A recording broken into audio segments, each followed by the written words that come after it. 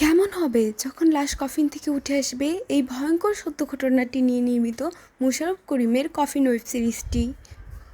আমি সুব্রতা, আর বেশি কথা না বাড়িয়ে তবে শুরু করা যাক আজকের গল্প। গল্পের শুরুতে আমরা একটি অ্যাম্বুলেন্স দেখতে পাই। অ্যাম্বুলেন্সটি একটি জায়গায় এসে থেমে যায় এবং অ্যাম্বুলেন্সের ড্রাইভার মাহিন নামের একজন লোককে খোঁজে। তখনই আমরা দেখতে পাই গল্পের প্রধান চরিত্র মোশাররফ করিমকে। তখন সেই ড্রাইভারের মুখ থেকে আমরা জানতে পারি সে একটা ট্রিপ পেয়েছে, লাশ নিয়ে তাকে বগুড়া যেতে হবে।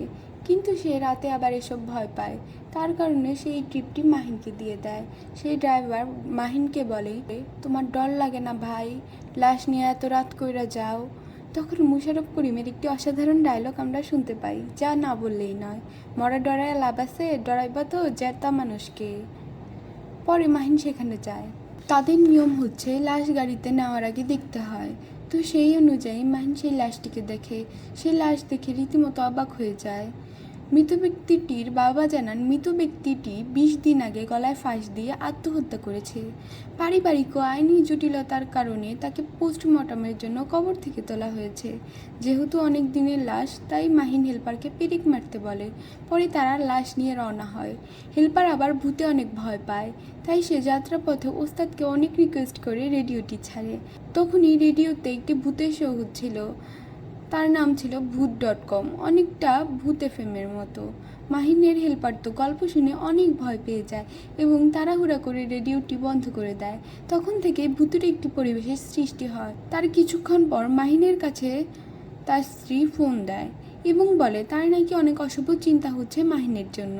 তার বাসার সামনে নাকি কাক ডাকছে। মাহিন তাকে জানান সে বগুড়া যাবে, সকালের মধ্যে সে বাড়ি ফিরবে।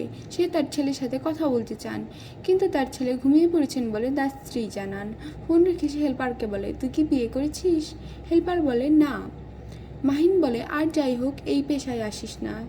পোলা যখন স্কুলে থাকে আমি থাকি বাসায়, পোলা যখন বাসায় থাকে আমি থাকি রাস্তায়, চাইলেও সময় দিতে পারি না।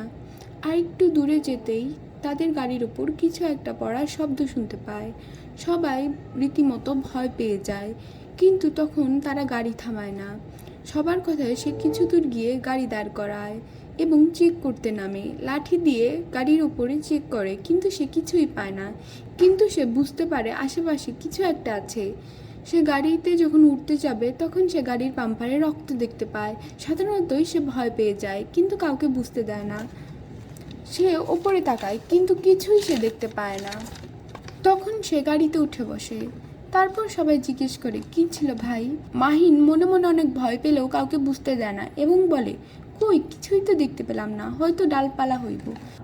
কিছুক্ষণ পর মাহিনের হেল্পার তাকে বলে গাড়ির পিছু কিছু একটা ধাওয়া করছে, কিন্তু মাহিন তাকে ধমক দিয়ে চুপ করিয়ে দেয়, কারণ তখনও সে কিছু দেখেনি। তখন পর মাহিন সেই অদ্ভুত জিনিসটাকে দেখতে পায় এবং গাড়ি হেভি স্পিডে টান দেয় এবং সবাই আল্লাহ বিল্লাহ করতে শুরু করে। তারা সেই অদ্ভুত জিনিসটার সাথে পাল্লা দিয়ে সেই জিনিসটাকে পিছনে ফেলে আগে চলে যায়।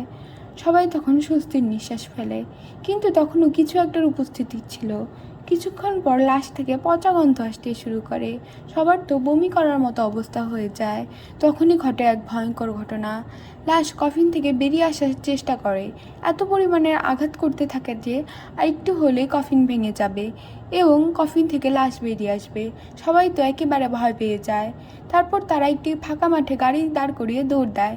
সবাই ভয়ে বমি করতে শুরু করে। তখন তারা জানতে পারে আসল কাহিনী।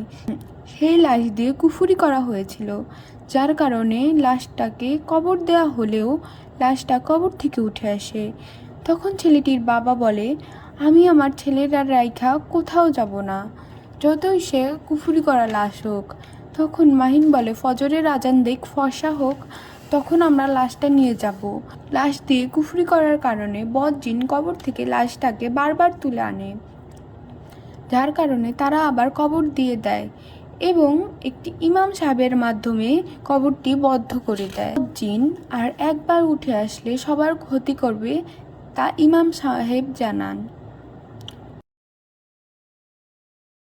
মাহিনের মুখ থেকে আমরা জানতে পারি সে আগে ভূত জিন কুফরি কালাম এসব কিছুই বিশ্বাস করতো না।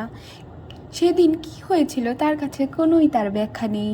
সেই ঘটনার পর সে বেশ কিছুদিন গাড়ি চালায়নি কিন্তু কিন্তু সে কয়েকদিন পর জীবিকার তাগিদে গাড়ি চালায়। 3 মাস পরের সিন আমরা দেখতে পাই, মাহিন তার হেল্পারকে নিয়ে গাড়ি চালাচ্ছিল। তখন সে হঠাৎ করে একটি বাজে গন্ধ শুনতে পায়। সে ভাবে গন্ধটি হয়তোবা তার হেল্পারের কাছ থেকে আসছে, কিন্তু তার হেল্পার জানান সে কোনো সেন্ট ইউজ করেনি। তখন সে দেখতে পায় তার গাড়িতে থাকা কফিন থেকে লাশ বেরিয়ে আসছে।